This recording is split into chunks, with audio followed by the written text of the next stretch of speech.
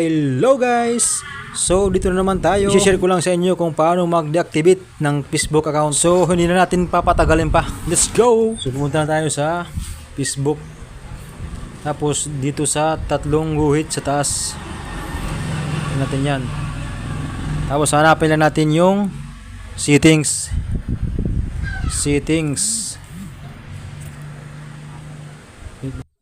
So dito tayo sa account center. Pag walang lumabas sa inyo ng account center, punta lang kayo dito sa taas. Dito sa search bar.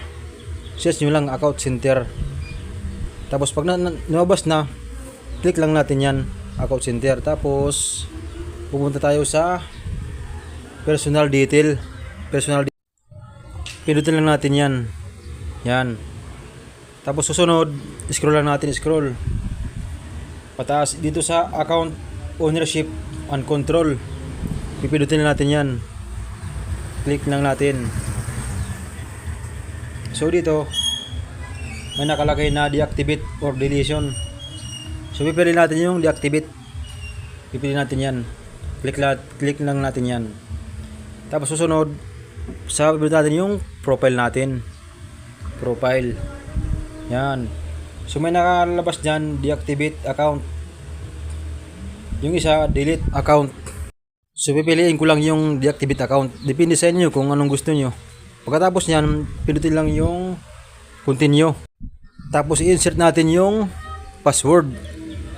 Yung password natin, i-insert lang natin dito. So insert lang natin dito yung password natin. Tapos continue. Tapos yan, maraming pagpipilian dyan. Depende lang sa inyo kung saan dyan. So pipiliin ko dito is temporary.